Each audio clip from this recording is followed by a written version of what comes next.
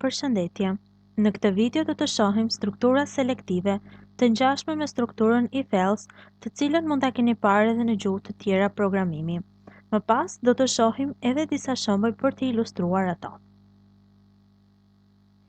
Kemi tre lloje strukturash: strukturat lineare, selektive dhe përsëritëse.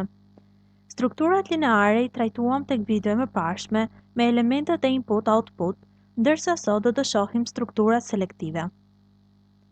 Strukturat e kontrollit selektive janë struktura që vlerësojnë një shprehje ose një kusht dhe në varësi të rezultatit të saj, true ose false, pra e vërtet ose jo, përcaktojnë më pas veprimin e radhës, pra quhen ndryshe edhe si struktura vendimarrëse. Strukturat e tilla nisin nga kushti, pra hapi i parë është përcaktimi i kushtit dhe kontrollohet në qoftë se ky kusht është i vërtet ose jo.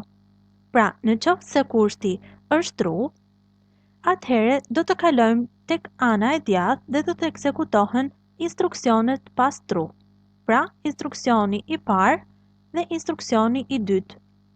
Në ana tjetër, në qoftë se kushti nuk është true, pra nuk është i vërtet, atëhere do të kalohet majtas dhe do të ekzekutohen instruksionet që janë tek false.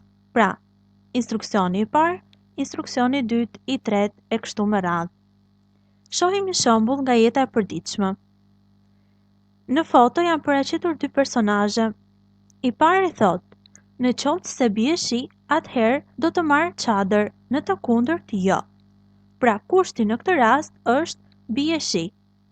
Në qoftë se bie shi, pra kontrollojmë dhe në qoftë se rezultati është true, pra është e vërtet që bie shi, atëherë instruksionet që do të ekzekutohen do të jenë instruksionet e grupit të dytë. Pra, do të marrë çadër. Në të kundërt, në qoftë se nuk bie shi, atëherë kalojmë tek false, pra tek instruksionet e grupit të tretë, dhe do të ekzekutohet nuk do të marrë çadër. Le të shohim tani disa shembuj me blok skema të këtyre strukturave. Shembulli i parë. Të kontrollohet në qoftë se një numër është pozitiv ose jo. Pra, është më i madh se 0 ose jo. Gjëja e parë që duhet të bëjmë është të deklarojmë një variabël ku do të ruajmë numrin. Numrin mund ta kemi të tipit integer ose real, po e vendosim real. Pasi deklaruam variablin, duhet t'i japim një vlerë këtij variabli dhe mund ta bëjmë nëpërmjet input duke marrë një vlerë nga përdorësi ose me assign duke përcaktuar vetë. Klikoj të assign dhe në të majt vendos emrin e variablit, ndërsa në të djathtë vlerën që dua të ruaj te ky variabël. Po vendos -6.7. Pasi e kemi përcaktuar vlerën, duhet të kontrollojmë dhe kemi strukturën e kontrollit if else. Fillimisht duhet përcaktuar kushti, pra kushti if, dhe më pas instruksionet në qoftë se kushti është true dhe instruksionet në qoftë se kushti është false. Kushti në rastin ton do të jetë numri është më i madh se sa 0, pra numri është pozitiv. Në qoftë se po, kalojmë tek true dhe vendosim një output, pra një mesazh që numri është pozitiv. Në të kundërt, pra në qoftë se kushti jon numër më i madh se 0 nuk është i vërtet, kalojmë tek false dhe vendosim një mesazh numri është negativ.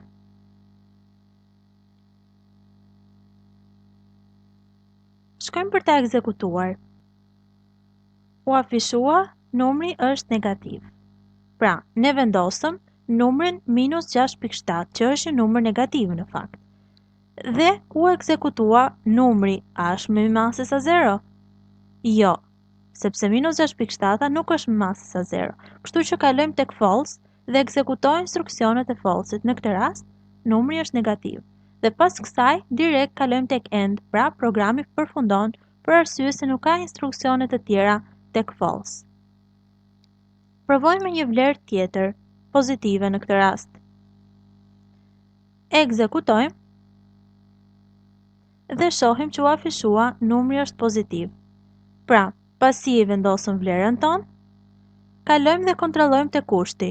numri është me masë sa 0, pra 67 është me masë sa 0, po kalojmë tek tru dhe afishojmë mesazhin numri është pozitiv. U afishua mesazhi dhe pas kësaj programi përfundon. Të shohim një shembull tjetër. Kërkesa e 2 do të jetë: të merret një numër nga përdoruesi, pra si input nga tastiera, dhe të kontrollohet në qoftë se ky numër është çift ose tek. Në rastin që është çift, të afishohet një mesazh është çift, dhe në rastin që është tek, të afishohet një mesazh është tek.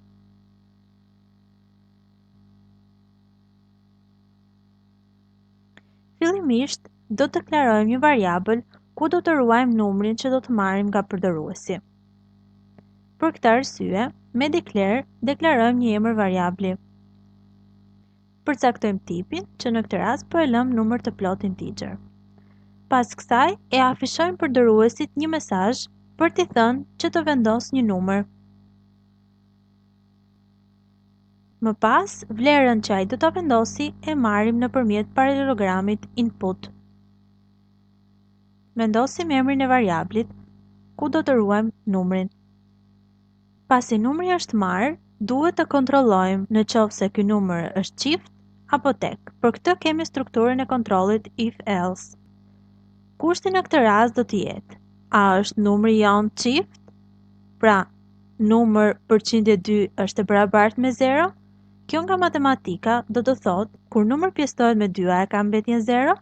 Në rast se ka mbetjen 0, atëherë është numër çift. Kështu që, në qoftë se kushti jonë është i vërtet, do të kalojmë tek tru dhe do të afishojmë një mesazh: numri është çift.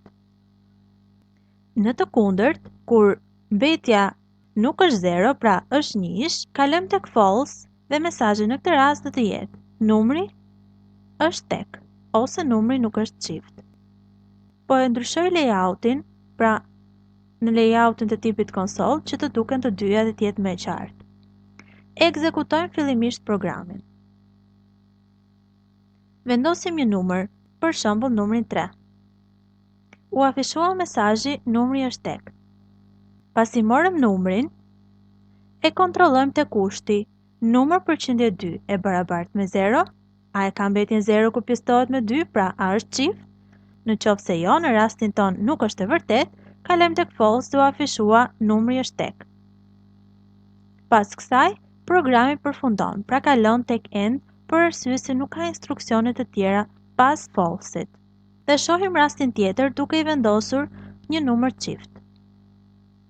Për shembull numrin 8. U afishua numri është çift. Pra, u kontrollua kushti: 8 pjesëtim për 2, a e ka mbetjen 0? Po. Kalojmë tek tru dhe outputi do të jetë numri është çift. Pas kësaj, programi do të përfundojë. Le të shohim një shembull tjetër. Kërkesa këtë herë do të jetë: të merret një numër input nga përdoruesi dhe të gjendet rrënja katrore e tij dhe të afishohet më pas.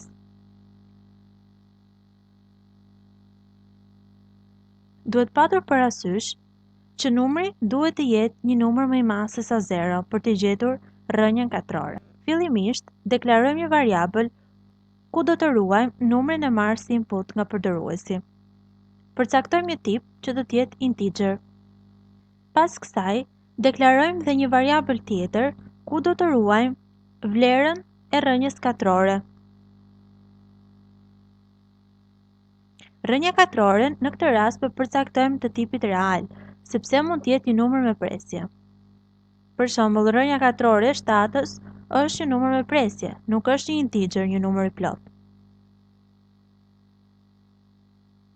Vendosim një mesazh për përdoruesin që të vendosë një numër nga tastiera. Tani duhet ta marrim numrin me input.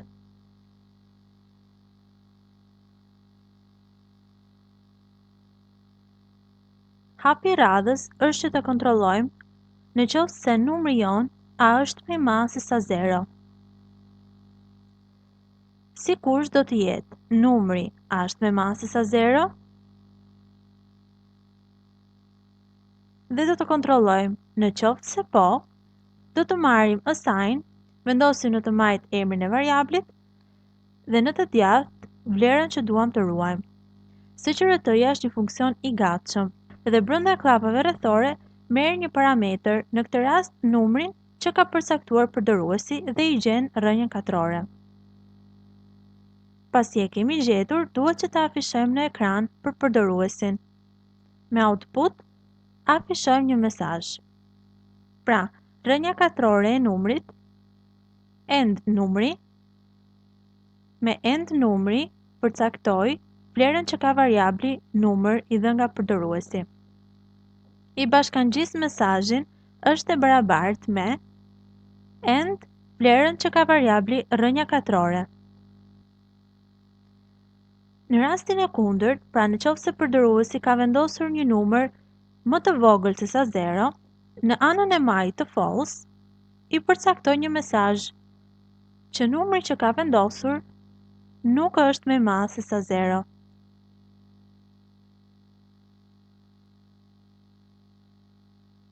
Ekzekutojmë programin dhe vendosim një numër. U afishua rrënja katrore e numrit 4 është e barabartë me 2. Provojmë të vendosim një numër negativ. U afishua numri është negativ. Le të shohim tani dallimin që ka tipi real dhe integer.